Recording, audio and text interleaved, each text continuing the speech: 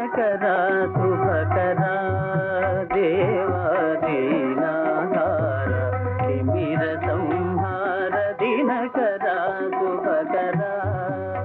దృశాద్రాఘీయస్యాదరదలిత నీలోత్పలరుచ గవీయంసం దీనం స్నపయ కృపయా మమపి శివే అనీనాయం ధన్యో భవతి నచితే హానిరియత వనేవా హర్మ్యేవా సమకర నిపాతో హిమకర అంటారు శంకర భగవత్పాదులు సౌందర్యలహరిలో. గోవిందుడిగా కృష్ణ భగవానుడు గోవర్ధనోద్ధరణం చేసినప్పుడు కేవలం తన చూపుల చేత పోషించాడు. బాలుండాడుచునాతపత్రమని సంభావించి పూగుత్తి కింగీలం దల్చిన లీలలే నగవుతో కృష్ణుండు తానం మహాశైలం మున్వలకేల దల్చి విపుల ఛత్రమ్ముగా పట్టే తద్భీలభృత్యతు దుశ్శిలాచకిత గోపీ గోప గోపంక్తికిన్ అంటారు. ఓ పిల్లవాడు ఆడుకుంటూ ఆడుకుంటూ అలా వెళ్ళిపోతూ ఓ పువ్వు చేత్తో కోసి పైకెత్తి పట్టుకుని పరిగెత్తినంత హేళగా గోవర్ధనోద్ధరణం చేసి ఇలా ఎత్తి పట్టుకుని 7 రాత్రులు 7 పగళ్ళు తన చూపుల చేత పోషించాడు అందరినీ. పైగా నమ్మక వెళ్ళిపోయిన వాళ్ళని పిలిచాడు. బాలుండి ఇతడు కొండ దొడ్డదని మహాభారంబు సైరింపగాజాలండోజని దీని కింద నిలువన్ సంకింపగా బోలది శైలాంబోనిది జంతు సంయుత ధరా చక్రంబు పైపడ్డ నాకేలల్లాడదు బంధులారవిరుడి మోదం అమోఘం మొగం అని మీరందరూ కూడా వచ్చి కొండ కింద నించోండని తానే పిలిచాడు మహానుభావుడు. కాబట్టి చూపుల చేత పోషిస్తుంది భగవత్తత్వం, చూపుల చేత సృష్టి చేస్తుంది. అలా చూపుల చేత సృష్టి చెయ్యగలిగినటువంటి అద్భుతమైనటువంటి స్థితి కలిగిన పరమాత్మ ఎందుకు సృష్టి చెయ్యలేడు? ఆయన హేళగా తన సంకల్పం చేత సృష్టి చేస్తాడు. అందుచేతనే రామాయణ కాలంలో రాముడికి సహాయంగా దేవతలందరూ వానరుల్ని సృష్టి చెయ్యాలన్నారు. ఆ కాలంలోనే ఒక విశేషం జరిగింది. బ్రహ్మగారు బ్రహ్మాండమైనటువంటి ఆనందంలో తపస్సమాధిలో ఉండి రోమాంచితమై ఉన్నాడు. ఉన్న సమయంలో ఆయన నేత్రముల వెంట ఆనంద భాష్పాలు పడ్డాయి. ఆ ఆనంద భాష్పములు పడ్డప్పుడే ఇలా చేతులు పెట్టుకుని ఉండగా ఆయన దోసిట్లో పడ్డాయి. ఆ ఆనంద భాష్పములలోంచి ఒక మహావానరం పుట్టింది. ఆయననే వృక్షవిరజుడు అని పిలుస్తారు. ఆయన ఒకానొకప్పుడు ఒక తటాకంలో ప్రవేశించి స్నానం చేసి ఒడ్డుకొచ్చి ఆడదానిగా మారిపోయాడు. ఇదేమిరా ఇంత మహావానరాన్ని ఆడదానిగా మారిపోయానని బెంగపెట్టుకున్నాడు. ఆయనకి తర్వాత అర్థమైందని పార్వతీదేవి శాపం పొందినటువంటి తటాకం. ఏ పురుషుడు ఇందులో స్నానం చేస్తాడో వాడు స్త్రీగా మారిపోతాడు. అనుగ్రహించారు, బెంగపెట్టుకోకు, రాత్రి వేళ స్త్రీగా ఉంటావు, పగటి వేళ పురుషుడైన వానరంగా ఉంటావు. ఆయన మహాసౌందర్యవంతమైన స్త్రీగా మారి ఆ ఒడ్డున నడిచి వెడుతున్నాడు. ఇదే సమయంలో సూర్య భగవానుడు ఇంద్రుడు ఆకాశంలో వెళ్ళిపోతున్నారు. వెళ్ళిపోతుంటే కింద వెళ్ళిపోతున్నటువంటి స్నానం చేసి స్త్రీగా మారిపోయినటువంటి స్త్రీ రూపాన్ని పొందినటువంటి వృక్షవిరజన యందు అనురక్తి కలిగింది. శంకరాచార్యులు వారు సౌందర్యలహరి చేస్తూ చెప్తారు ఈ రహస్యం. హరిస్వామారాధ్య ప్రణత జన సౌభాగ్య జననీం పురాణారీ భూత్వా పురరిపిమపి క్షోభమనయత్త స్మరోపిత్వా నత్వా రతినయన లేహ్యేన వపుషా మునీనామప్యంత ప్రభవతి మోహాయ మహతాం అన్నారు. అమ్మవారు ఈ లోకంలో ధర్మం నిలబడడానికి ఉత్తరోత్తర కాలంలో మహోపకారం చెయ్యవలసిన వాళ్ళు మహాతేజోవంతులైనటువంటి వాళ్ళ కడుపున పుట్టడం కోసం మహాత్ముల యందు కూడా కామం కలిగేటట్టుగా చేస్తుంది మన్మధుణ్ణి ప్రోత్సహించి. వారికి అలా కామం కలిగితే తప్ప మహాపురుష జననం జరగదు. మహాపురుష జననం జరిగితే తప్ప మన్ని ఉద్ధరించేవాడు ఉండడు. లేకపోతే పరాశర మహర్షికి సత్యవతీదేవి మీద మోహం పుట్టడం ఏమిటి అంటే, వ్యాసుడు పుడితే తప్ప కలియుగంలో అందరూ వేదం చదవలేరు కాబట్టి ఆయుర్దాయాన్ని దృష్టిలో పెట్టుకుని వేదాన్ని విభాగం చెయ్యగలిగిన మహాపురుషుడు రాడు. అందుకని కామప్రచోదనం చేస్తుంది ఆవిడ. మహాపురుష జననం జరగాలి కనుక అందుకే మహాపురుష జననమును విచారణ చెయ్యవద్దు అని చెప్తారు. కారణం ఏమిటంటే అది లోకోద్ధరణ కొరకు, మహాత్ముల సృష్టి కొరకు అమ్మవారు కామప్రచోదనం చేయిస్తుంది. సూర్యకుమారుడు సుగ్రీవుడు, ఇంద్రకుమారుడు వాలి రామాయణంలో ప్రధాన పాత్రలు పోషించారు.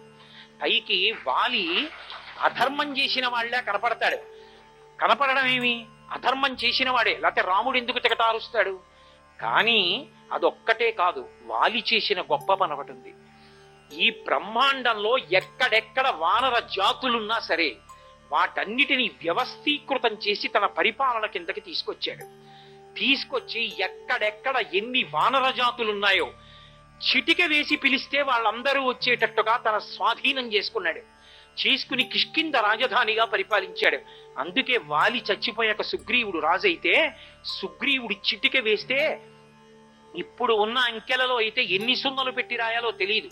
కిష్కింధకాండలో శంఖములు అద్భుతములు ఎన్ని పేర్లు వాడారు. అసలు చెట్లు చామలు పర్వతాలు కొండలు ఏవి ఖాళీ లేవు. అన్ని వానరములు వచ్చేసాయి. అన్ని వానరములు వచ్చి రాముడి వెంట నడిచాయంటే వాలి వ్యవస్థీకృతం చేశాడు. వాలి వ్యవస్థీకృతం చేయకపోతే తరువాతి కాలంలో రాముడి వెంట అంత వానర సైన్యం వెళ్లే అవకాశం లేదు. అది ఇంద్రతేజస్సు కదిలితే తప్ప వానరసేన వ్యవస్థీకృతం కాదు. అందుకొచ్చాడు వాలి మహాబలవంతుడి. సుగ్రీవుడు రాముడి పక్షాన నిలబడగలిగినటువంటి ధర్మాత్ముడు కావాలి. మీరు విష్ణు అనకండి, రాముడు నరుడు అని అనుకున్నారనుకోండి, ఏదో ఒకసారి తప్పు చేసినా దిద్దుకుని నేనున్నాను రామా అని రాముడి వెనక తిరిగాడు. రాముడి కోసం రావణుడితో యుద్ధం చేసి ప్రాణమే పోగొట్టుకోబోయాడు. అంతటి ప్రేమ కలిగినటువంటి వాడు, అంతటి స్నేహం ఉన్నవాడు, మంచి మంచే చెడు చెడే, అంత గొప్పవాడు సుగ్రీవుడు. ఏ సామాన్యుడు కాడు. అటువంటి సుగ్రీవుడు పక్కన నిలబడబట్టే కదా రామచంద్రమూర్తి కూడా సేద తీరారు. వెనక వానర సైన్యం వచ్చింది. సుగ్రీవుడు పక్కన ఉన్నాడు కాబట్టి రామరావణ యుద్ధంలో రాముడి వెనక వానర సైన్యం ఉంది అని నిర్ధారణ చేయవలసి ఉంటుంది.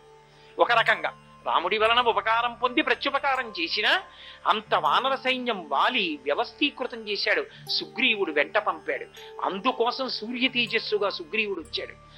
కాబట్టి పరమ ధర్మాత్ముడయ్యాడు వానరుల్లో. ఆయన ఏం దోషం చేయలేదు. అందుకే ఆయన పక్షాన నిలబడ్డాడు రామచంద్రమూర్తి. సూర్యనారాయణమూర్తి అనుగ్రహంగా సుగ్రీవ జననం జరిగింది కాబట్టే రామాయణంలో రాముడికి శాంతి కల్పించగలిగిన వాడు ఒకడు నిలబడ్డాడు. మహాభారతంలో అసలు సూర్యనారాయణమూర్తి అనుగ్రహం వల్ల కర్ణుడు జన్మించాడు కాబట్టే కౌరవులందరూ చచ్చిపోయారు. కర్ణుడు లేడనుకోండి, కురుక్షేత్ర యుద్ధం జరుగుతుందా అంటే చెప్పడం కష్టం. ఎందుచేతనో తెలుసా? అదొక ఆశ్చర్యకరమైనటువంటి విశేషం. అసలు మహాతల్లి ఆమె కుంతిభోజిని యొక్క సొంత కూతురు కాదు, దత్తపుత్రిక. ఆడపిల్లని దత్తత తీసుకున్నాడు, బిడ్డలు లేరే. ఎంత ఓర్పు కలిగిన తల్లి అంటే నిజంగా అంత చిన్నపిల్ల అంతఃపురంలో ఉంటే దుర్వాసో మహర్షి వస్తే పెద్దవాళ్ళెవరూ కూడా ఆయనని సేవించడానికి భయపడి ఈ చిన్నపిల్ల కుంతిదేవిని పంపించారమ్మా, నువ్వు వెళ్ళి ఆయన సేవ చేయి, నీకు ఓర్పున్నదానివని. ఎంత సేవ చేసిందంటే దుర్వాసో మహర్షి పొంగిపోయాడు. పొంగిపోయి అడగకుండా వరం ఇచ్చాడు. నీకు అంటే కర్ణజననం మహాభారతంలో కొన్ని పర్వాల్లో కొద్ది మార్పులతో ఉంటుంది. నేను ఆది పర్వంలోంచి చెప్తున్నాను. ఆవిడ చేసిన సేవకి ప్రసన్నుడైనటువంటి దుర్వాసో మహర్షి ఆ కుంతిదేవిని దగ్గరికి పిలిచాడు. పిలిచి, అమ్మా నీకు నేను వరం ఇస్తున్నాను, నువ్వు ఏ దేవతా స్వరూపాన్నైనా సరే పిలిచి వరం అడిగితే నీకు ఆ వరం కటాక్షిస్తారు. అటువంటి మంత్రాన్ని ఉపదేశం చేస్తున్నానని అడగకుండా ఉపదేశం చేశాడు. పిల్ల చిన్నది. దుర్వాసో మహర్షి వెళ్ళిపోయారు. ఒకరోజు ఆవిడ నదీ తీరంలో ఉంది. బాలభానుణ్ణి చూసింది. భాస్కరుడు ఉదయిస్తున్నాడు. ఆ బాలభానుడి యొక్క బింబం కాంతులతో ఎర్రగా ఎంత అందంగా ఉందో చూసిన పిల్ల మరులుకొంది. అబ్బా ఎంత అందంగా ఉన్నాడో, ఇంత తేజోవంతుడైన కొడుకుంటే, అలాంటి కొడుకుంటే అంటే ఆయనే ఇవ్వాలి. దుర్వాసో మహర్షి మంత్రం ఇచ్చారు కదా, ఎలా ఉంటుందో చూద్దాం అనుకో. తర్వాత ఏమొస్తుంది ఆలోచించలేదు. ఎందుకని? ఆలోచించగలిగినంత పరిణతి లేదు ఆ వయస్సులో.